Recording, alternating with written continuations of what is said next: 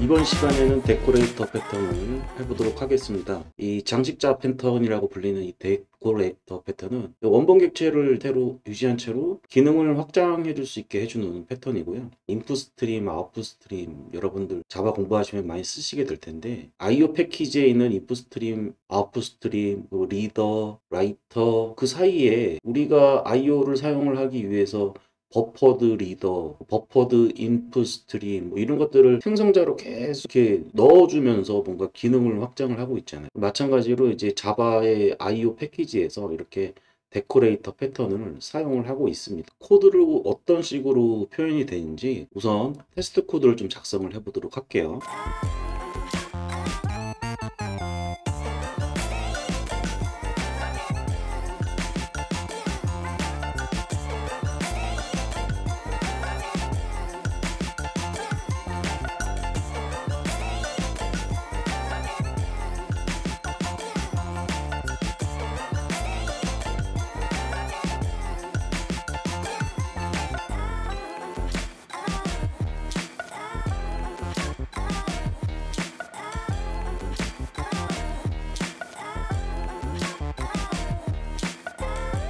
이런 식으로 코딩을 하게 되는데요. 그런 타이틀이라는 인터페이스가 하나 있습니다. 얘를 이제 구현한 no deco 타이틀은 단순히 타이틀에 대한 텍스트만 입력해주는 타이틀 인터페이스를 구현한 클래스고요. 이 타이틀이라는 인터페이스는 디스플레이라는 메소드를 가지고 있습니다. 그래서 디스플레이를 no deco 타이틀이 구현을 해야 되고요. 이렇게 생성된 이제 타이틀 객체를 데코레이션, 그러니까 이 지금 텍스트가 이렇게 하이되어 이렇게 되어 있는데 이 객체를 대시 타이틀 데코라는 생성자의 파라미터로 이제 이렇게 주입을 해주게 되고요. 이 주입을 한 다음에 대시 타이틀 데코 점 디스플레이를 하면은 이제 하이 되어 요 부분에 앞뒤로 이 대시를 이제 붙여주게끔 장식을 시켜주는 거죠. 데코레이션을 해주는 거예요. 그리고 나서 요거를 또 다시 아스타 타이틀 데코의 생성자의 파라미터로 넘겨주고 나서 이 아스타 타이틀 데코의 디스플레이 메소드를 호출을 하게 되면은 앞뒤로 이번에는 아스타 기호를 더 덧붙인 형태로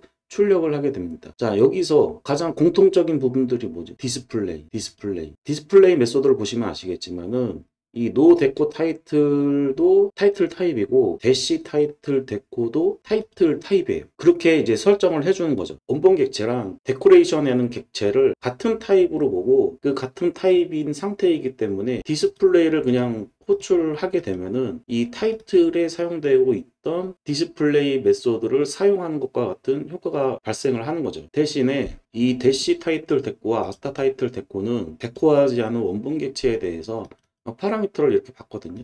이렇게 받을 때 얘도 데코로 타이틀 형태로 생성자를 주입받도록 작성을 하는 겁니다. 코드는 이렇게 작성을 하는데 이 코드로만 이렇게 작성을 하게 되면은 여러분들한테 이제 설명드리기가 조금 힘든 부분이 있어서 제가 UML을 먼저 좀 그려와 봤습니다. UML을 보시면요. 타이틀이라는 인터페이스가 있고 이 타이틀은 디스플레이와 setTitle 메소드를 구현하라 라고 해놨고 타이틀 텍스트라는 구현 클래스를 이용해서 여기는 no deco 타이틀로 해놨죠. 얘를 이용을 해서 이제 타이틀 객체를 생성을 한 거죠. 이렇게 생성을 하고 그리고 나서 이 타이틀 텍스트라는 클래스 여기 지금 바꿀게요. 생성된 타이틀 객체를 이제 데코레이션 해야 돼요. 그 타이틀에 대해서 데코레이션을 하기 위해서 이 타이틀 데코라는 추상 클래스를 여기 가운데 넣는데요. 추상 클래스를 가운데 넣은 이유는 우리가 코드상으로는 지금 이 없잖아요. 대시 타이틀 데코랑 아스타 타이틀 데코만 있는데 여기는 타이틀 데코라는 추상 클래스를 하나 중간에 넣었어요. 이 중간에 넣은 이유가 뭐냐면은 이 타이틀 데코는 타이틀 텍스트 객체의 인스턴스를 필드로 상태 관리를 해야 돼요. 중간에 앱스트랙트 클래스가 하나 필요가 한 거고 타이틀 데코 대시와 타이틀 데코 아스타는 이 타이틀 데코를 상속받아서 구현하게끔 하게 되면은 앱스트랙트 클래스가 갖고 있는 이 필드 상태를 공통으로 사용을 할 수가 있겠죠. 타이틀 데코 대시를 객체를 이제 생성을 하게 되면은 얘는 어쨌든 타이틀이고 디스플레이도 구현이 되게 돼 있고 얘를 이 타이틀 데코의 아스타에 생성자 파라미터로 넘겨준다는 얘기는 타이틀이 공통 타입으로 넘겨줄 수 있기 때문에 부모 클래스인 어트랙트 클래스의 타이틀 데코에 타이틀이라는 필드에 접근을 해서 사용을 할 수가 있게 되는 거죠. 그렇기 때문에 이 타이틀이라는 필드는 계속 유지가 될 수 있는 거죠. 그래서 한 번 더 이제 정리를 하자면은 타이틀 텍스트 인스턴스를 만들어서 이제 데코를 시킬 때 생성자로 타이틀 타입으로 넘겨주게 돼 있죠. 타이틀 타입으로 넘겨줄 때 얘가 타이틀 타입으로 생성자에 넘겨주고 이 넘겨준 파라미터를 클래스 내부의 자체 타이틀이라는 필드에 저장을 하게 되는 거죠. 자, 타이틀 데코라는 업스트랙트 클래스는 생성자를 바로 생성할 수 있는 건 아니죠. 앱스트랙트 클래스는 뉴 연산자를 이용해서 생성을 할 수 없기 때문에 자식 데코들을 이용을 해서 인스턴스를 생성을 할 거고요. 이 인스턴스 생성을 할 때 데코 대시도 타이틀 데코 대시 요거 때문에 좀 헷갈리는데 이건 지울게요. 여기에 이 타이틀 데코 대시 인스턴스를 생성을 할 때 이 타이틀 객체를 넘겨주게 되면은 이 부모 클래스에 있는 타이틀 필드에 저장이 되어 있죠. 이 저장이 된 상태에서 타이틀 데코 아스타를 인스턴스를 생성을 할 때 이 데코 대시를 넘겨주게 되면은 이 타이틀이 그대로 전달된 상태로 넘겨지게끔 이런 식으로 구성을 하는 겁니다. 자, 말로 하니까 조금 많이 저 자신도 좀 꼬이고 하는데 테스트 코드를 하나씩 구현해 가면서 얘가 어떤 식으로 동작을 하는 건지 한번 살펴보도록 하겠습니다. 먼저 타이틀 인터페이스를 생성을 할게요. 타이틀 인터페이스는 이제 디스플레이와 setTitle이라는 메소드를 구현해라 라고 메소드를 선언하도록 하겠습니다.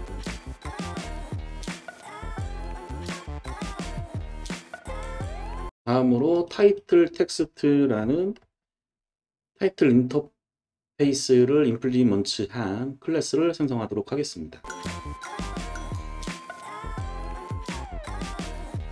setTitle이라는 메소드가 있는 걸 보아하니 타이틀을 관리를 해야 된다 라는 뜻이겠죠.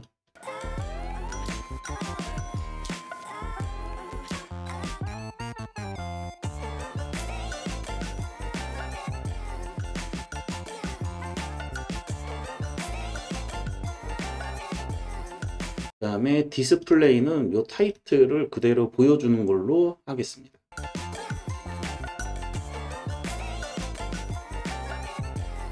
자, 여기까지 해서 이제 실행을 한 다음에 요 디스플레이 요 메소드를 지금 보이드로 해놨는데 테스트 편의성을 위해서 리턴을 스트링으로 하도록 할게요.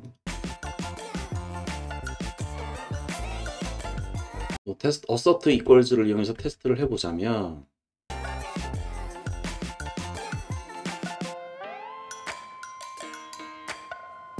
자, 테스트 해볼게요. 네, 성공했습니다.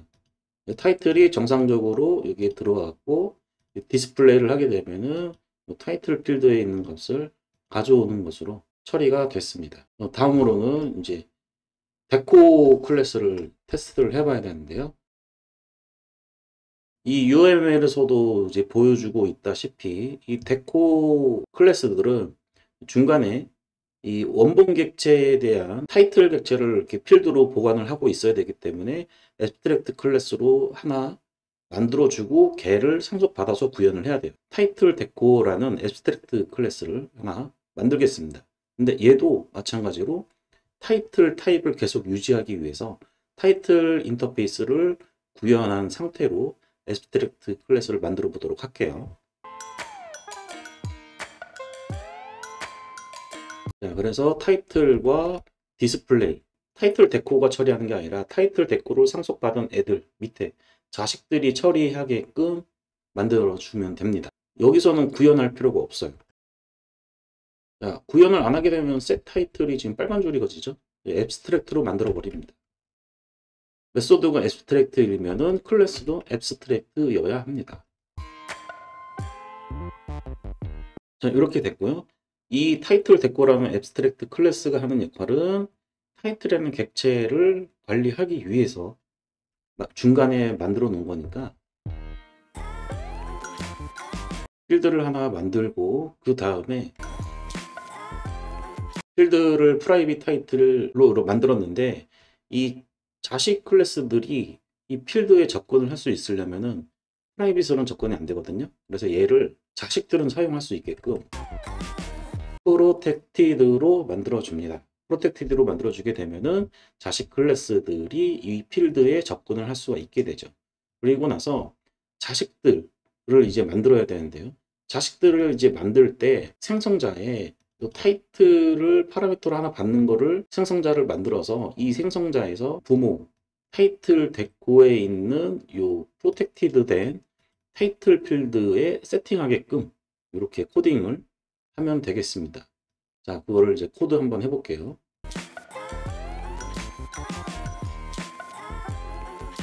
앱스트랙트 클래스들을 이제 자식들이 구현을 해야 되는 거고요. 파라미터가 하나 있는 생성자를 만들어 보도록 하겠습니다.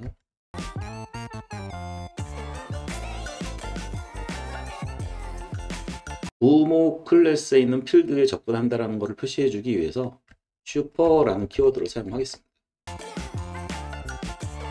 자, 그래서 대시 타이틀이라는 데코 생성자를 이용해서 인스턴스를 생성을 하면은 부모 클래스인 타이틀 데코에 있는 이 타이틀 필드에 세팅을 하게 되죠. 자, 이 타이틀도 이제 앱스트랙트에 있는 타이틀에 접근해서 세팅하면 될 겁니다. 자, 다음으로 이제 디스플레이인데요. 이 디스플레이는 얘는 뭐 어떤 일을 할 거냐면 대시를 앞뒤로 붙여줄 거예요.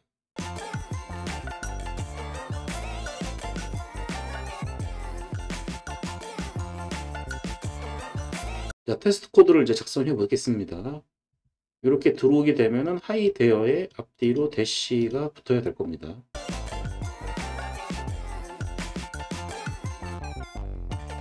실행해 볼게요. 네, 통과했습니다. 너무 지금 잘 되니까 의심하시는 분이 계시니까 이제 실패를 한번 해볼게요. 이렇게. 네, 실패되죠? 다시 이제 정상 처리되게끔 다시 수정하고요. 자, 이번에는 아스타를 이제 앞뒤로 붙여주는 아스타 타이틀 데코라는 클래스를 또 만들어 보도록 하겠습니다.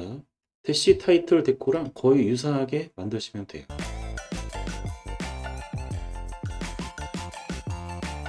네, 귀찮으니까 카피하도록 하겠습니다. 이번에는 대시가 아니고 아스타. 작성 끝났고요. 테스트 해보도록 할게요. 아스타가 이렇게 붙어야 됩니다. 대시가 붙은 상태에서. 왜냐면은 대시 타이틀을 한번 거쳤기 때문에 아스타 타이틀 요 객체를 생성할 때 타이틀 얘를 들고 온 게 아니라 대시 타이틀 데코가 이제 데코된 거 얘를 여기다가 생성자에 넣어준 거죠. 자, 실행해 보도록 하겠습니다. 네, 통과됐습니다. 이런 식으로 사용하는 거를 데코레이터 패턴이라고 얘기를 합니다. 케이크를 생각을 해보면은 그 케이크 그 안에 먼저 빵부터 만들어야 되죠. 빵부터 만들고 그 다음에 이제 크림 바르고 뭐 딸기 올리고 뭐 이것저것 올릴 텐데 이 빵하고 그 다음에 뭐 크림 뭐 딸기 이런 거를 같은 타입으로 보는 거예요. 이렇게 빵에서 크림을 돌리고 옆에 작업할 사람한테 딱 주죠. 딱 주면은 그 옆에 있는 사람은 딸기를 올리고 딸기 올린 작업이 끝나면은 그 작업 끝난 상태에서 또 다른 사람한테 넘기면은 또 다른 데코를 하겠죠. 이 데코 하라고 넘길 때 내가 작업했던 부분까지 그대로 넘겨줘야 되잖아요.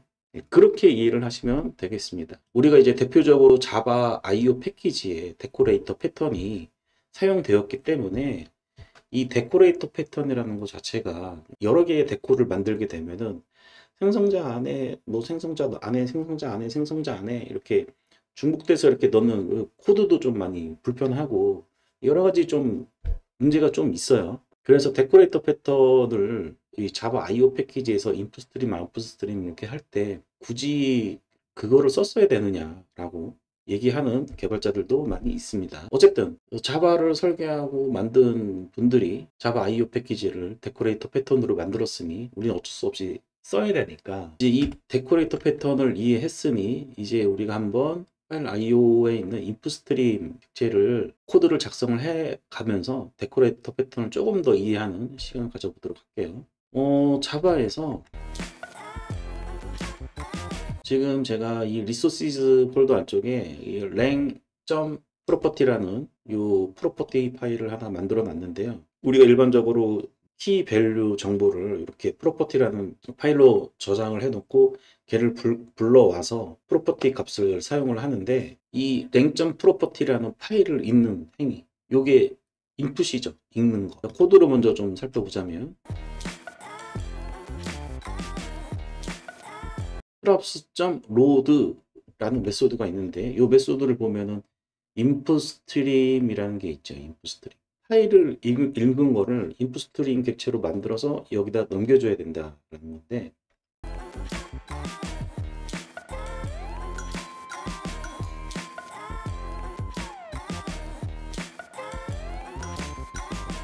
이렇게 적어주시면은 이 resources 폴더 안쪽에 있는 요 랭.property라는 파일을 읽어와 라는 뜻이에요. 읽어오게 되면 이 메소드로 호출하게 되면 input stream으로 만들어주게 됩니다. 이 input stream이 IO 개념이기 때문에 그 부분까지 제가 좀 설명을 생략을 하고요. 어쨌든 이 메소드를 사용을 하면은 input stream으로 파일을 읽어서 여기에다가 저장을 해준다, 이렇게 생각하시면 돼요. 그리고 나서 in을 이렇게 넘기는 거죠. 이렇게 넘기는데 일반적으로 그냥 파일 자체를 이 바이너리를 그대로 읽어서 걔를 넘겨줘도 되지만은, 읽을 때 이 랭.property가 한 몇 메가 된다고 한번 생각을 해보세요. 그러면은 조금 더 빨리 읽기를 원하잖아요. 조금 더 속도를 향상시켜서 그런 데코 기능, 추가 기능을 이런 식으로 이용을 할 수가 있습니다. 자, 원본 인풋 스트림을 생성자의 파라미터로 넘겨줬죠. 파라미터에 넘겨주고 BR 이렇게, 그리고 나서 얘를 BR로 넘겨줍니다. 그러면은 버퍼드 인풋 스트림을 조금 더 빨리 읽는 그런 클래스로 변환을 해서 로드를 할 수 있게끔 넘겨준 거죠. 원본 타이틀 텍스트라는 게 있고, 이 타이틀 텍스트를 데코하는 클래스에 넘겨줬죠. 사용법이 똑같은 거를 아실 수가 있습니다. 이 자바의 파이 IO 패키지에는 이와 같이 이 인풋 스트림을 상속받은 버퍼드 인풋 스트림, 그 다음에 또 볼까요? 인풋 스트림의 CO 타입 하이라키를 통해서 한번 보도록 할게요. 보시면은 인풋 스트림 소스를 한번 보면은 인풋 스트림에 보시면은 앱스트랙트로 메소드가 하나 만들어져 있어요. 리드가 만들어져 있고, 이 인풋 스트림을 이제 상속받은 애들 중에서 대표적인 게 방금 보셨던 버퍼드 인풋 스트림이고요. 버퍼드 인풋 스트림이 필터 인풋 스트림, 보시면은 여기 있죠. 필터 인풋 스트림에 버퍼드 인풋 스트림 얘가 있고요. 얘 위에 필터 인풋 스트림이 있고, 이 필터 인풋 스트림을 보면은 익스텐즈 인풋 스트림을 하고 있죠. 네, 이렇게 데코하는 애랑 원래 인풋 스트림 애랑 타입은 인풋 스트림이 똑같죠. 똑같기 때문에 이제 나 자신을 데코해라고 생성자 파라미터로 계속 넘겨줄 수 있는 형태. 그리고 넘겨주면은 걔를 꾸밀 수 있는 메소드를 하나 앱스트랙트를 만들어 놨죠. 뭐였죠? 리드였죠. 그러면은 버퍼드 인풋 스트림에도 보면은 여기에 보면 리드라는 메소드가 걔를 보면 나옵니다. 여기 보시면은 리드라는 이 메소드가 구현이 되어 있는 것을 볼 수가 있습니다. 우리가 이제 도메인 개발, 우리가 이제 SI 프로젝트나 뭐 이런 데서 뭔가 특정 도메인을 가지고 개발하는 그런 상황에서는 데코레이터 패턴을 사용할 일은 없을 거예요. 없었으면 좋겠고요. 이 자바 IO 패키지에 있는 인풋 스트림, 아웃풋 스트림을 사용을 하는 거 자체를 좀 힘들어하는 초급 개발자분들이 많아서 제가 이 데코레이터 패턴을 준비를 해봤고요. 데코레이터 패턴에 대한 이 소스를 한번 여러분들이 구현을 딱 한번 해보시면 이 파일 IO에 있는 인풋 스트림, 아웃풋 스트림들이 어떻게 동작하는지 원리를 아니까 그 사용법이 조금 더 쉬워질 수 있습니다. 데코레이터 패턴을 통해서 파일 IO 패키지에 있는 클래스들을 잘 사용하셨으면 좋겠고요. 오늘은 여기까지 하도록 하겠습니다.